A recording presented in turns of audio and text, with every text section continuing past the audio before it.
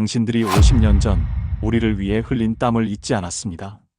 사우디 왕실 압둘라지즈의 목소리가 서울 한복판에서 울려 퍼졌습니다. 그의 어머니는 희귀 혈액암으로 유럽 세계국 병원에서 6개월 시한부 선고를 받았습니다. 미국 최고 의료진도 고개를 저었죠. 그런데 왜 그는 한국을 선택했을까요? 52도 사막, 1974년 여름. 한국 건설 노동자들이 동료의 생명을 구하기 위해 밤새 사막을 달렸던 그날의 기록. 사우디 왕실은 그 이야기를 50년간 기억하고 있었습니다. 그 정신이 아직 살아있다면 우리 어머니도 살릴 수 있을 것이다. 72시간 후 불가능은 기적이 됐고 사우디 왕실의 결단은 전 세계 의료 지도를 바꿔놓았습니다. 지금부터 사막과 서울을 잇는 50년의 약속이 시작됩니다. 그 전에 이 영상이 의미 있다고 느끼신다면 좋아요와 구독 버튼을 꼭 눌러주세요. 여러분의 클릭 하나가 대한민국 의료의 위대함을 전 세계에 알리는 힘이 됩니다. 또 1970년대 중동 건설 노동자분들을 응원하신다면 대한민국 자랑스럽다고 댓글로 남겨주세요. 그리고 지금 어디서 이 영상을 보고 계신지도 알려주세요. 우리는 전 세계 어디서든 하나로 연결되어 있습니다. 그럼 본격적인 이야기 지금 시작합니다. 안녕하세요. 저는 압둘라지즈입니다. 사우디아라비아 왕실 고문으로 일하고 있죠. 45살이에요. 리야드 궁전에서 왕실 가족들의 외교 자문을 맡고 있습니다. 그날 아침은 평범하게 시작됐어요. 어머니 파티마가 아침 식사를 준비하고 계셨죠. 73세 나이에도 여전히 건강하고 활기찬 분이셨습니다. 하지만 식탁에 앉으시다가 비틀거리셨어요. 저는 재빨리 어머니를 부축했습니다. 괜찮으시냐고 물었지만 어머니는 그냥 어지러울 뿐이라고 하셨죠. 다음 주 병원 검사에서 결과가 나왔습니다. 희귀 혈액암이었어요. 의사는 조심스럽게 말했습니다. 급성 골수성 백혈병의 변종이라고 했죠. 전 세계적으로 연간 발병 사례가 200건도 되지 않는 병이었습니다. 저는 즉시 움직였어요. 왕실 고문이라는 직책을 10분 활용했죠. 런던 로열 마스던 병원에 연락했습니다. 세계 최고의 암치료 기관이었어요. 일주일 만에 어머니를 모시고 런던으로 갔습니다. 영국 의료진은 사흘간 정밀 검사를 진행했어요. 혈액 샘플을 채취하고 골수 조직을 분석했죠. 결과를 기다리는 동안 저는 병원 복도를 서성였습니다. 창밖으로 런던의 흐린 하늘이 보였어요. 닥터 윌슨이 저를 불렀습니다. 그의 표정이 어두웠어요. 진료실에 들어서자 그는 차트를 내려놓으며 말했습니다. 치료가 매우 어렵다고 했죠. 이 변종은 기존 항암제에 반응하지 않는다는 거예요. 그는 솔직하게 인정했습니다. 자신들도 경험이 없다고요. 저는 포기하지 않았어요. 파리 퀴리 연구소로 어머니를 모셨습니다. 프랑스 의료진은 더 신중했죠. 2주일간 추가 검사를 진행했어요. 하지만 결론은 같았습니다. 치료 방법을 찾지 못했다는 거죠. 마지막으로 보스턴 다나파버 암센터를 찾았습니다. 미국 최고의 혈액암 전문 병원이었어요. 저는 그곳에서라면 답을 찾을 수 있을 거라 믿었죠. 하버드 의대 출신 전문의들이 어머니를 진료했습니다. 3주가 지났어요. 닥터 로버츠가 저를 따로 불렀습니다. 그의 사무실은 조용했어요. 벽에는 수많은 자격증이 걸려 있었죠. 그는 천천히 입을 열었습니다. 더 이상 할 수 있는 게 없다고 했어요. 시한부였습니다. 6개월이라고 했죠. 저는 그 말을 이해할 수 없었어요. 3개월 전만 해도 건강하시던 어머니였는데요. 아침마다 정원을 거닐고 손주들과 놀아주시던 분이었죠. 호텔로 돌아왔습니다. 어머니는 창가에 앉아 계셨어요. 보스턴 항구가 내려다 보이는 방이었죠. 저는 어머니 옆에 앉았습니다. 어떻게 말씀드려야 할지 몰랐어요. 어머니가 먼저 아셨습니다. 제 표정을 보시고 다 아신 거죠. 어머니는 제 손을 잡으셨어요. 따뜻했습니다. 괜찮다고 하시면서도 눈물을 흘리셨죠. 그날 밤 저는 잠들 수 없었어요. 세계 최고의 병원 3곳이 모두 포기했습니다. 의학이 발전했다지만 여전히 한계가 있었던 거죠. 저는 창밖을 바라봤어요. 보스턴의 불빛들이 반짝였습니다. 하지만 그 어떤 빛도 제게 희망을 주지 못했어요. 리야드로 돌아온 지 이틀째 되는 밤이었습니다. 저는 서재에 홀로 앉아 있었어요. 어머니는 옆방에서 주무시고 계셨죠. 진통제 덕분에 겨우 잠드신 거였습니다. 책상 위에는 세계 각국 병원 자료들이 쌓여 있었어요. 독일, 스위스, 일본, 싱가포르까지 모두 찾아봤습니다. 하지만 희망은 보이지 않았죠. 모든 자료가 같은 결론을 내렸어요. 치료 불가능하다는 거였습니다. 저는 자리에서 일어났어요. 서재 한쪽 구석에 아버지의 유품 상자가 있었습니다. 아버지는 10년 전에 돌아가셨어요. 심장마비였죠. 갑작스러웠습니다. 저는 그 상자를 한 번도 제대로 열어본 적이 없었어요. 상자를 꺼내 바닥에 앉았습니다. 먼지가 쌓여 있었죠. 뚜껑을 여니 오래된 종이 냄새가 났어요. 안에는 오래된 사진들과 서류들이 들어 있었습니다. 대부분 사업 관련 문서였어요. 사진 몇 장이 눈에 들어왔습니다. 젊은 시절 아버지의 모습이었어요. 사막 한가운데 서 있는 사진이었죠. 옆에는 외국인들이 함께 있었습니다. 피부가 밝은 동양인들이었어요. 모두 땀에 젖은 작업복을 입고 있었죠. 사진 뒤에 메모가 적혀 있었습니다. 1974년 주바일 건설 현장이라고 쓰여 있었어요. 저는 그 시절 이야기를 들은 적이 있었습니다. 아버지가 사우디 석유시설 건설 프로젝트 감독관으로 일하셨던 때였죠. 상자 밑바닥에서 낡은 편지 봉투를 발견했습니다. 봉투 겉면이 누렇게 변색돼 있었어요. 조심스럽게 열었죠.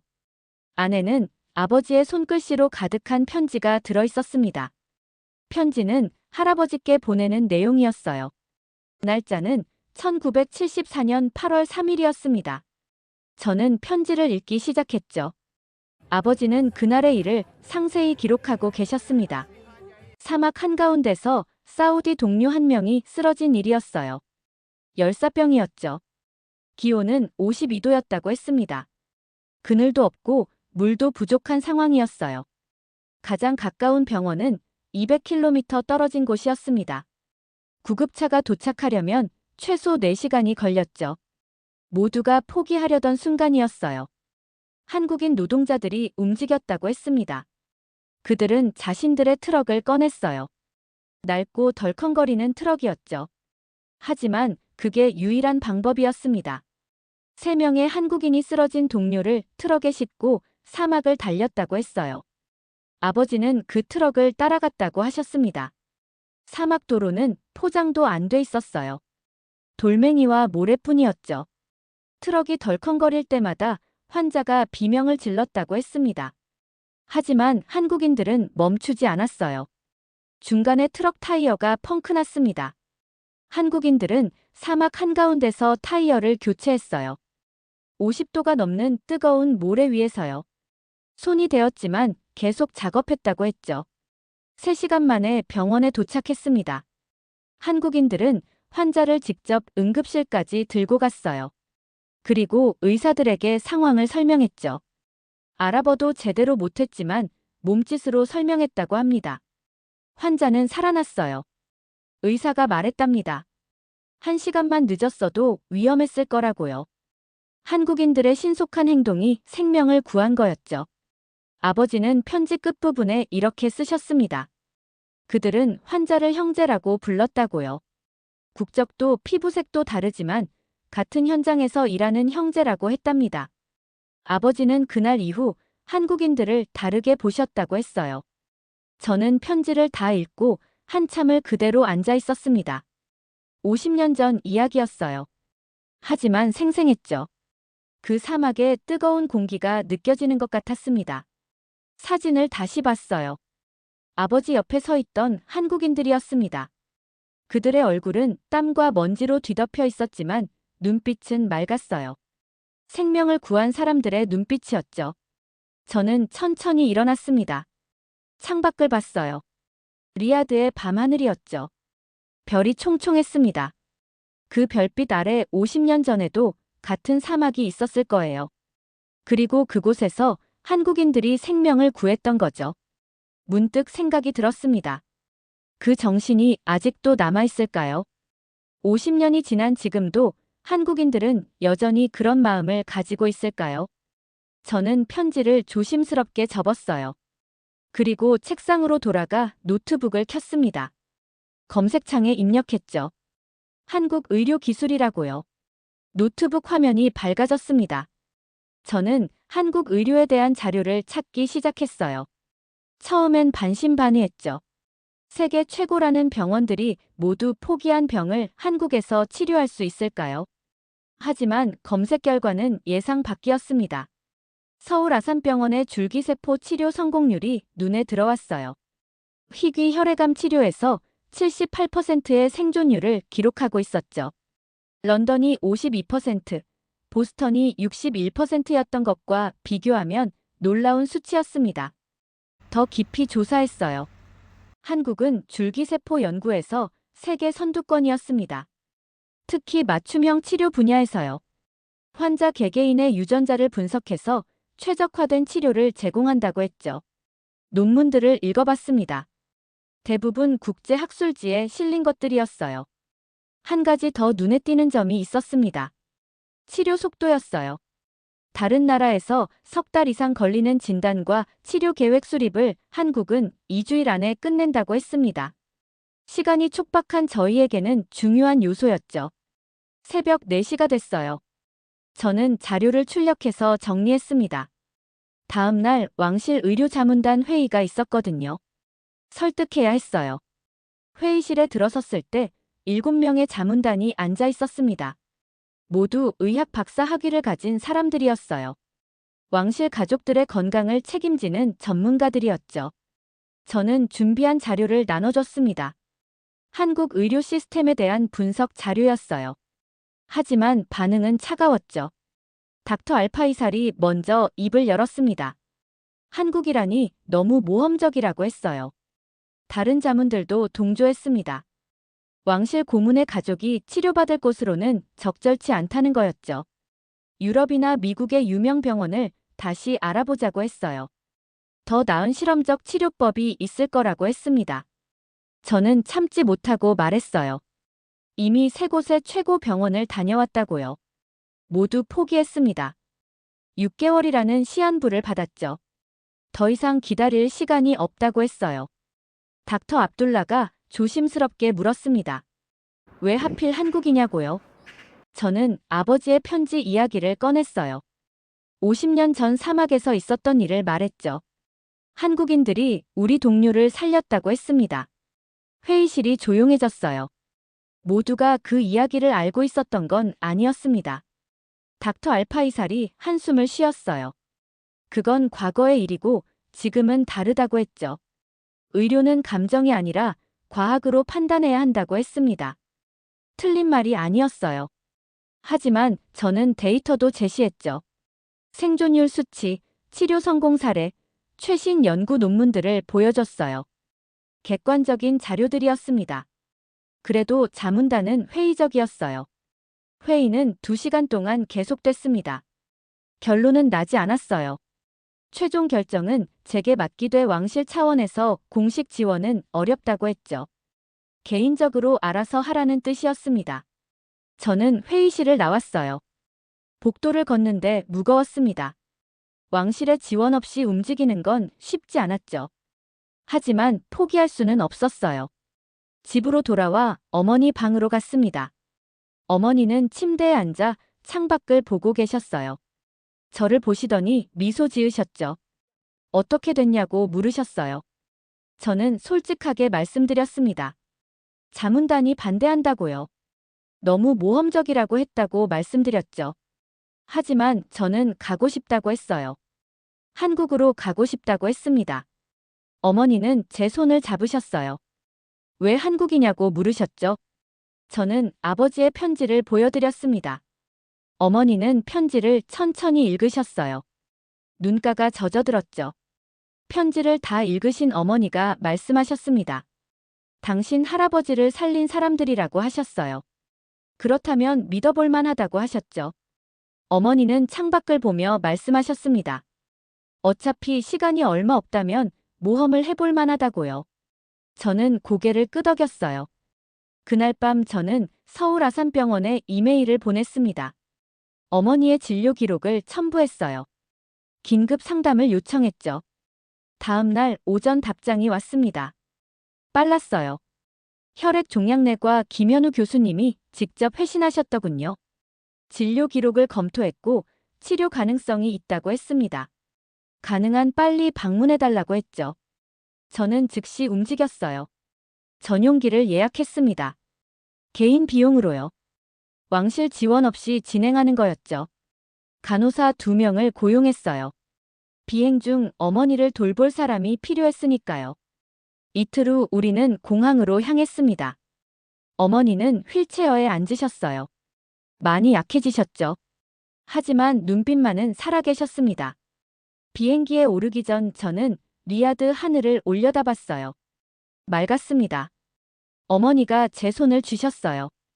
괜찮을 거라고 하셨죠. 저도 고개를 끄덕였습니다. 괜찮을 거예요. 꼭요. 비행기가 이륙했습니다. 우리는 서울로 가고 있었어요. 비행기가 인천공항에 착륙했습니다. 창문으로 밖을 내다봤어요. 하늘이 놀라울 정도로 맑았죠. 구름 한 점 없었어요. 저는 리야드보다도 더 파란 하늘이라고 생각했습니다. 공항 안으로 들어섰을 때 첫 느낌은 깨끗하다는 거였어요. 공기가 달랐습니다. 냄새가 없었죠. 보스턴 공항의 그 무겁고 답답한 느낌이 전혀 없었어요. 복도를 지나며 저는 주변을 둘러봤습니다. 전광판에 숫자가 떠 있었어요. 현재 미세먼지 농도 5라고 했죠. 저는 잠깐 멈칫했습니다. 리야드가 평균 35였거든요. 뭔가 측정이 잘못된 건 아닐까 생각했어요. 특별 통로로 안내됐습니다. 병원 측에서 보낸 의료진이 기다리고 있었어요. 간호사 2명이 어머니를 모셨죠. 휠체어를 밀며 조심스럽게 움직였습니다. 어머니의 상태를 계속 확인했어요. 공항 밖으로 나가자 차량이 대기하고 있었습니다. 검은색 밴이었어요. 병원 로고가 붙어 있었죠. 차에 오르는 순간 실감이 났습니다. 정말 한국에 왔구나 싶었어요. 고속도로를 달렸습니다. 창밖으로 서울의 풍경이 펼쳐졌어요. 높은 건물들이 줄지어 서 있었죠. 현대적이었습니다. 제가 상상했던 것보다 훨씬 발전된 모습이었어요. 1시간 정도 지나자 병원이 보였습니다. 거대한 건물이었어요. 유리와 콘크리트로 된 현대식 건축물이었죠. 입구에는 서울 아산병원이라는 간판이 붙어 있었어요. 차에서 내리자 직원들이 나왔습니다. 모두 정중하게 인사했어요. 어머니를 휠체어에서 들것으로 옮겼죠. 동작이 능숙했습니다. 저는 그들을 따라 병원 안으로 들어갔어요. 로비는 넓었습니다. 천장이 높았고 햇빛이 쏟아졌어요. 사람들이 오가고 있었지만 소란스럽지 않았죠. 모두 조용히 움직였습니다. 안내 데스크를 지나 엘리베이터로 향했어요. 12층에 내렸습니다. 혈액종양내과였어요. 복도는 밝았죠. 하얀 벽과 바닥이었습니다. 그런데 이상하게 차갑지 않았어요. 오히려 따뜻한 느낌이었죠. 진료실 앞에 도착했습니다. 문이 열리고 한 남성이 나왔어요. 50대 초반쯤 돼 보였습니다. 안경을 쓰고 있었고 흰 가운을 입고 있었죠. 그가 저를 보며 손을 내밀었어요. 김현우입니다. 어머님을 담당할 의사예요. 그의 목소리는 차분했습니다. 저는 악수를 받았어요. 그의 손은 따뜻했죠. 진료실 안으로 들어갔습니다. 넓은 공간이었어요.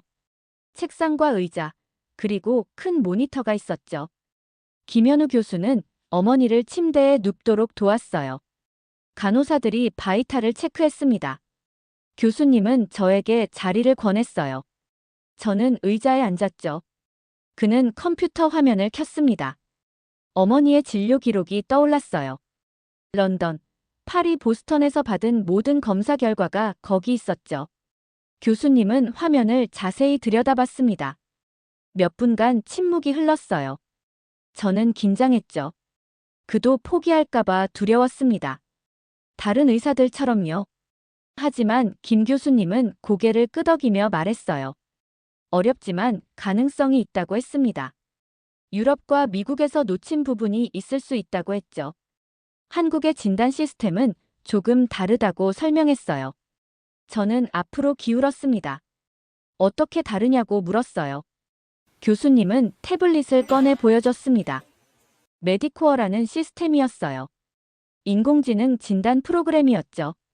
하지만 그것만이 아니라고 했습니다. 인공지능은 도구일 뿐이라고 했어요. 더 중요한 건 환자를 직접 보고 듣고 이해하는 거라고 했죠. 데이터만으로는 부족하다고 말했습니다. 저는 그 말에 조금 놀랐어요. 보스턴 의사들은 정반대였거든요. 그들은 데이터가 전부라고 했죠. 숫자가 말해준다고 했습니다. 하지만 김 교수님은 달랐어요. 교수님은 어머니께 다가갔습니다. 직접 손목을 잡고 맥박을 짚었어요. 눈을 들여다보고 혀를 확인했죠. 배를 가볍게 눌러보기도 했어요. 오래된 방식이었습니다. 하지만 정성스러웠죠. 검사를 마친 교수님이 다시 자리에 앉았어요. 오늘부터 이틀간 정밀 검사를 진행하겠다고 했습니다. 혈액, 골수, 유전자 분석을 모두 다시 한다고 했죠. 기존 데이터도 있지만 직접 확인해야 정확하다고 말했어요. 그리고 48시간 안에 치료 계획을 세우겠다고 약속했습니다. 저는 놀랐어요. 48시간이요. 다른 곳에서는 몇 주가 걸렸었거든요. 정말 가능하냐고 물었죠. 교수님은 고개를 끄덕였습니다. 한국 시스템의 장점이라고 했어요. 빠른 의사결정과 협진이 가능하다고 했죠. 여러 과 전문의들이 동시에 움직인다고 설명했습니다. 저는 조금씩 안심이 됐어요. 하지만 여전히 불안했죠. 정말 어머니를 살릴 수 있을까요? 교수님은 제 표정을 읽은 듯 말했습니다. 확신은 드릴 수 없다고 했어요. 하지만 최선을 다하겠다고 했죠. 최선이라는 말이 마음에 와닿았습니다. 약속이 아니라 최선이요. 솔직했어요. 저는 그게 더 믿음직스러웠습니다. 검사는 그날 오후부터 시작됐습니다. 어머니는 여러 검사실을 거쳤어요. 혈액 채취, 골수 검사, CT 촬영까지 진행됐죠. 저는 대기실에서 기다렸습니다. 시간이 느리게 흘렀어요. 저녁이 되자 어머니가 병실로 돌아왔습니다. 피곤해 보이셨어요. 하지만 표정은 괜찮으셨죠. 간호사들이 친절했다고 하셨어요. 검사 중에도 계속 괜찮으시냐고 물어봤다고 했습니다. 다음 날 아침 김 교수님이 병실로 왔어요. 손에 태블릿을 들고 있었죠.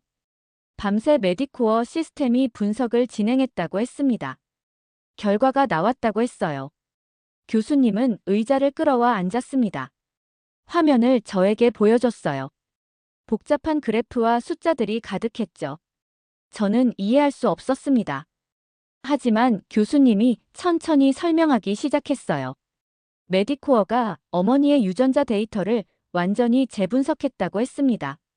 기존 검사에서 놓친 부분을 찾았다고 했어요. 3개의 유전자 변이가 발견됐다고 했죠. 첫 번째는 DNMT3A 유전자 변이였습니다. 혈액암과 관련이 깊은 유전자라고 했어요. 런던에서도 이걸 찾았지만 중요도를 낮게 평가했다고 했죠. 하지만 메디코어는 이 변이가 핵심이라고 판단했다고 합니다.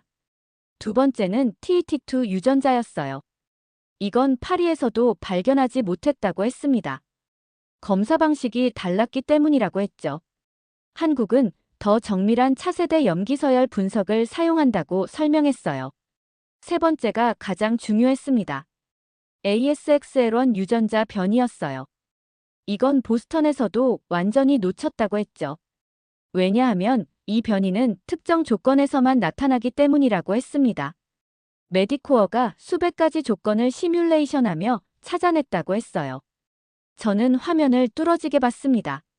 이 세 가지 변이가 함께 작용하면서 병을 만들었다는 거였어요.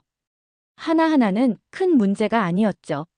하지만 세 개가 결합되니 치명적이었다고 했습니다. 교수님은 계속 말했어요. 이제 원인을 알았으니 치료 방법도 보인다고 했습니다.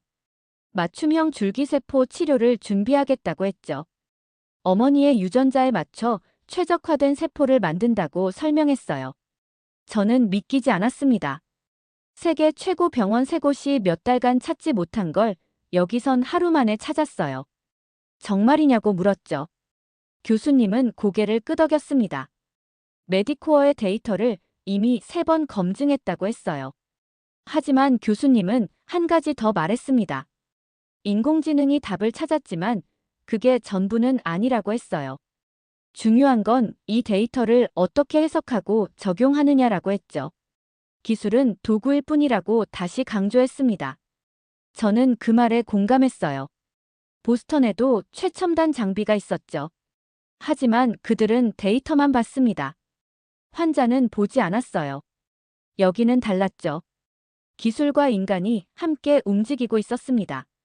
교수님이 일어나려는데 저는 그를 불렀어요. 잠깐만요. 그에게 보여드리고 싶은 게 있었죠. 가방에서 아버지의 편지를 꺼냈습니다. 조심스럽게 건넸어요. 교수님은 의아한 표정으로 편지를 받았습니다. 천천히 읽기 시작했어요. 저는 그의 표정을 지켜봤죠. 처음엔 호기심이었다가 점점 진지해졌습니다. 편지를 다 읽은 교수님이 저를 봤어요. 1974년 이야기라고 했습니다. 저는 고개를 끄덕였죠. 제 할아버지가 사막에서 쓰러졌을 때 한국 노동자들이 살렸다고 말했어요. 그래서 한국을 믿고 왔다고 했습니다. 교수님은 잠시 아무 말도 하지 않았어요. 그저 편지를 내려다보고 있었죠. 그러다 천천히 입을 열었습니다. 그분들의 정신이 우리 의료에도 살아있다고 했어요. 저는 그 말의 의미를 물었습니다. 교수님은 설명했어요. 한국 의료는 기술만 발전시킨 게 아니라고 했죠. 사람을 살리겠다는 마음도 함께 키웠다고 했습니다. 그게 50년 전 사막에서 달렸던 그 마음과 같다고 했어요. 교수님은 편지를 돌려줬습니다. 그리고 약속했어요. 그분들처럼 최선을 다하겠다고 했죠. 어머님을 꼭 살리겠다고 했습니다. 저는 그의 눈을 봤어요. 진심이었죠. 그날 오후 치료 계획이 나왔습니다. 3주간의 집중 치료였어요. 먼저 항암 치료로 암세포를 제거하고 맞춤형 줄기세포를 이식한다고 했죠. 성공률은 80%라고 했습니다. 저는 서명했어요. 동의서예요. 이제 시작이었습니다. 치료는 이틀 후 시작됐습니다. 어머니는 무균실로 옮겨졌어요. 특수 병실이었죠. 공기도 따로 정화됐고 출입도 제한됐습니다. 저는 유리 너머로만 어머니를 볼 수 있었어요. 첫 주는 항암 치료였습니다. 강도 높은 치료였어요. 어머니의 몸에 남은 암세포를 모두 제거하는 과정이었죠. 부작용이 심했습니다. 어머니는 머리카락이 빠지기 시작했어요. 식욕도 없어졌죠. 저는 매일 유리창 앞에 앉아 있었습니다. 어머니를 지켜봤어요. 가끔 어머니가 저를 보며 손을 흔들어 주셨죠. 힘들어 보이셨지만 포기하지 않으셨습니다. 간호사들이 수시로 들어갔어요. 바이탈을 체크하고 링거를 교체했죠. 밤에도 2시간마다 확인했습니다. 한 번도 거르지 않았어요. 저는 그 모습을 보며 놀랐습니다. 이렇게까지 세심하게 돌보는 병원은 처음 봤거든요. 2주째가 되자 줄기세포 이식 날짜가 잡혔습니다. 어머니의 유전자에 맞춘 세포가 준비됐다고 했어요. 김 교수님이 직접 설명해줬죠. 이 세포들이 어머니의 골수에 자리 잡으면 새로운 혈액을 만들 거라고 했습니다. 수술은 4시간 걸렸어요. 저는 대기실에서 기다렸죠. 시간이 멈춘 것 같았습니다. 창밖으로 서울 시내가 보였어요.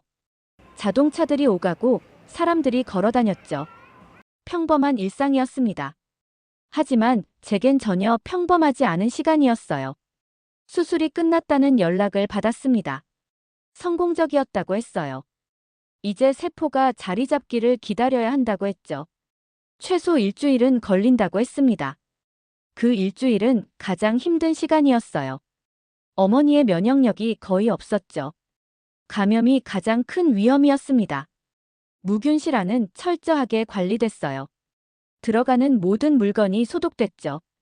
저는 매일 병원에서 잤습니다. 보호자 대기실이 있었어요. 간이 침대가 놓여 있었죠. 불편했지만 상관없었습니다. 어머니 곁에 있는 게 중요했으니까요. 밤마다 복도를 걸었습니다. 잠이 오지 않았거든요. 병원은 밤에도 밝았어요. 의료진들이 계속 움직였죠. 간호사들이 병실을 돌며 환자들을 확인했습니다. 어느 날 밤 간호사 하나가 제게 다가왔어요. 커피를 건네주더군요. 따뜻했습니다. 힘드시죠라고 물었어요. 저는 고개를 끄덕였습니다. 그녀는 미소 지으며 말했죠. 어머님 잘 회복하고 계세요. 곧 좋아지실 거예요. 그 말이 위로가 됐습니다. 간호사는 자기 일을 하러 갔어요. 하지만 그 짧은 순간이 저에게는 큰 힘이 됐죠. 3주째 접어들었습니다. 어머니의 혈액 검사 결과가 나왔어요. 백혈구 수치가 올라가고 있었습니다. 줄기세포가 자리 잡았다는 뜻이었죠. 김 교수님이 기뻐하며 말했어요. 잘 되고 있다고 했습니다. 어머니도 조금씩 나아지셨어요. 식욕이 돌아왔죠. 죽을 한 그릇 드셨습니다. 많지 않았지만 중요한 신호였어요. 몸이 회복되고 있다는 거였죠. 저는 유리창 너머로 어머니를 봤습니다. 어머니도 저를 보며 웃으셨어요. 오랜만에 보는 미소였죠. 저는 눈물이 났습니다. 기쁨의 눈물이었어요. 4주째가 됐을 때 어머니는 일반 병실로 옮겨졌습니다. 무균실을 나온 거였어요. 이제 직접 만질 수 있었죠. 저는 어머니 손을 잡았습니다. 따뜻했어요. 살아계셨습니다. 병실 창문으로 서울 야경이 보였습니다. 불빛들이 반짝였어요. 아름다웠죠. 어머니도 창밖을 보셨습니다. 예쁘다고 하셨어요. 저도 고개를 끄덕였습니다. 김 교수님이 매일 들렀어요. 회진을 돌면서 어머니 상태를 확인했죠. 항상 밝은 표정이었습니다. 어머니에게 힘을 주려는 거였어요. 그 마음이 전해졌습니다. 어느 날 저녁 교수님과 복도에서 이야기했습니다. 제가 물었어요. 왜 이렇게까지 신경 써주시냐고요. 교수님은 웃으며 대답했죠. 이게 저희 일이라고 했습니다. 환자를 낫게 하는 게 의사의 일이라고 했어요. 하지만 저는 알았습니다. 단순히 일이 아니라는 걸요. 진심이었어요. 어머니를 정말로 살리고 싶어 하는 마음이었죠. 그게 50년 전 사막을 달렸던 그 마음과 같다는 걸 저는 느꼈습니다. 밤이 깊었습니다. 저는 병실로 돌아갔어요. 어머니는 주무시고 계셨죠. 규칙적인 숨소리가 들렸습니다. 저는 의자에 앉아 창밖을 봤어요. 서울의 밤은 고요했습니다. 하지만 그 안에서 수많은 생명이 살아 숨쉬고 있었죠. 저는 생각했습니다. 이 도시가 어머니를 살렸어요. 기술도 중요했지만 더 중요한 건 사람이었죠. 밤낮 없이 헌신하는 의료진들, 따뜻한 말 한마디 건네는 간호사들, 그 모든 사람들이 어머니를 살린 거였습니다. 3개월이 지났습니다. 어머니는 매주 검사를 받았어요. 혈액 수치가 계속 좋아졌죠. 암세포는 더 이상 발견되지 않았습니다. 김 교수님이 말했어요. 완치라고 했습니다. 저는 그 말을 듣고 한참을 멍하니 있었어요. 완치요. 6개월 시한부를 받았던 어머니가 완치됐다는 거였죠. 믿기지 않았습니다. 하지만 현실이었어요. 어머니도 눈물을 흘리셨습니다. 감사하다고 계속 말씀하셨어요. 김 교수님과 간호사들에게 고개를 숙이셨죠. 그들도 함께 기뻐했습니다. 축하한다고 말해줬어요. 병실로 돌아온 저는 문득 생각이 났습니다. 아버지의 편지요. 50년 전 사막에서 할아버지를 살렸던 한국인들이요. 그분들은 지금 어디 계실까요? 찾을 수 있을까요? 저는 노트북을 켰어요. 검색을 시작했죠. 1970년대 사우디 건설 현장에서 일했던 한국인들이요. 자료가 많지 않았습니다. 하지만 포기하지 않았어요. 주한 사우디 대사관에 연락했습니다. 그들이 도와줬어요. 당시 기록을 찾아줬죠. 주바일 현장에서 일했던 한국인 명단이 나왔습니다. 50명 정도였어요. 그중 한 분을 찾았습니다. 김철수 씨였어요. 78살이셨죠. 부산에 사신다고 했습니다. 전화번호를 받았어요. 떨리는 손으로 전화를 걸었습니다. 벨이 울렸어요. 누군가 받았죠. 여보세요. 나이든 목소리였습니다. 저는 아랍어로 인사했어요. 그리고 천천히 설명했죠. 1974년 주바일 현장 이야기를요. 김철수 씨는 놀라셨습니다. 기억하신다고 했어요. 사우디 동료가 쓰러졌던 날을요. 밤새 사막을 달렸던 일을요. 그분도 그 트럭에 타고 계셨던 거였죠. 저는 부탁했습니다. 서울로 와주실 수 있냐고요. 어머니를 뵙게 해드리고 싶다고 했죠. 김철수 씨는 흔쾌히 승낙하셨어요. 이틀 후 오시겠다고 하셨습니다. 약속한 날이 왔습니다. 병원 로비에서 기다렸어요. 한 노인이 들어오셨죠. 허리가 굽으셨지만 걸음은 단단했습니다. 김철수 씨였어요. 저는 달려가 인사했습니다. 그분은 제 손을 잡으셨어요. 따뜻했죠. 함께 어머니 병실로 갔습니다. 어머니는 침대에 앉아 계셨어요. 김철수 씨를 보신 어머니가 일어나셨습니다. 두 분은 서로를 바라봤어요. 50년의 시간이 그 사이에 있었죠. 하지만 그게 중요하지 않았습니다. 어머니가 먼저 말씀하셨어요. 남편 아버지를 살려주셔서 감사하다고 하셨죠. 김철수 씨는 손을 저으셨습니다. 당연한 일이었다고 하셨어요. 우리는 형제였다고 말씀하셨죠. 김철수 씨가 말씀하셨습니다. 그때 사우디 친구들도 우리를 많이 도와줬다고 했어요. 물도 나눠주고 밥도 함께 먹었다고 했죠. 서로 돕고 산 거라고 하셨습니다. 저는 두 분을 보며 울었습니다. 50년 전 사막에서 시작된 인연이 지금 서울병원에서 이어지고 있었어요. 생명을 살리는 마음은 변하지 않았습니다. 그날 우리는 오래 이야기했어요. 과거와 현재를요. 사막과 서울을요. 그리고 감사를요. 어머니가 완치 판정을 받은 지 한 달 후였습니다. 저는 리야드로 돌아갔어요. 왕실 회의에 참석하기 위해서였죠. 어머니는 서울에 남아 마지막 검진을 받고 계셨습니다. 회의실에는 왕실 가족들과 강요들이 모여 있었어요. 저는 준비한 자료를 펼쳤습니다. 한국 의료 시스템에 대한 보고서였죠. 그리고 제안했어요. 사우디가 한국 의료 분야에 투자해야 한다고 말했습니다. 처음엔 조용했습니다. 모두가 제 얼굴을 봤어요. 그러다 한 사람이 물었죠. 얼마나 투자하자는 거냐고요. 저는 대답했습니다.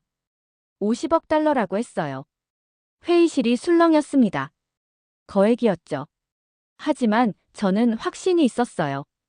이건 투자가 아니라 생명을 살리는 일이라고 말했습니다. 50년 전 한국인들이 우리를 도왔듯이 이젠 우리가 도울 차례라고 했죠. 왕실은 일주일간 검토했습니다. 그리고 승인했어요. 리야드 서울의료협력센터를 설립하기로 했죠. 한국의 의료기술을 중동에 도입하는 프로젝트였습니다. 발표일이 정해졌습니다. 국제기자회견이었어요. 서울에서 진행하기로 했죠. 저는 다시 서울로 갔습니다. 어머니와 함께 무대에 서기로 했어요. 기자회견장은 사람들로 가득했습니다. 각국 언론사 기자들이 왔어요. 카메라가 번쩍였죠. 저는 단상에 올랐습니다. 어머니는 객석 앞줄에 앉으셨어요. 저는 마이크 앞에 섰습니다. 떨렸어요. 하지만 말해야 했죠. 오늘 중요한 발표를 하러 왔다고 시작했습니다. 사우디아라비아 왕실이 한국 의료 분야에 50억 달러를 투자한다고 밝혔어요. 장내가 웅성거렸습니다. 저는 계속 말했어요. 이유는 간단하다고 했죠. 제 어머니가 한국에서 생명을 되찾았기 때문이라고 했습니다. 50년 전 한국인들이 사우디 사람을 살렸고, 이제 한국 의료진이 제 어머니를 살렸다고 말했어요. 저는 아버지의 편지 이야기를 했습니다. 1974년 사막의 이야기를요. 그리고 2025년 서울의 이야기를요. 50년의 시간이 흘렀지만 생명을 살리는 마음은 변하지 않았다고 했죠. 김현우 교수님도 단상에 올랐습니다. 우리는 악수했어요. 함께 일하겠다고 약속했죠. 사우디와 한국이 함께 더 많은 생명을 살리겠다고 선언했습니다. 기자회견이 끝난 후 어머니와 공항으로 향했습니다. 귀국하는 날이었어요. 김 교수님과 간호사들이 배웅 나왔죠. 어머니는 그분들을 한 명씩 안아주셨습니다. 고맙다고 계속 말씀하셨어요. 비행기가 이륙했습니다. 창밖으로 서울이 보였어요. 점점 작아지는 도시였죠. 하지만 제 마음속에서는 더 커졌습니다. 이 도시가 어머니를 살렸으니까요. 1년이 지났습니다. 리야드 서울의료협력센터가 문을 열었어요. 중동에서 200명이 넘는 환자들이 한국으로 와서 치료받았죠. 모두 건강하게 돌아갔습니다. 저는 가끔 서울을 방문합니다. 김 교수님을 만나고 병원을 돌아보죠. 그때마다 느껴요. 이곳은 단순한 병원이 아니라고요. 생명의 다리라고요. 사막과 서울을 잇는 다리요. 어머니는 여전히 건강하십니다. 매일 아침 정원을 거니시죠. 손주들과 놀아주세요. 웃으십니다. 살아계십니다. 지금까지 시청해주셔서 감사합니다. 이 이야기가 도움이 되셨다면 좋아요와 구독으로 응원해주세요.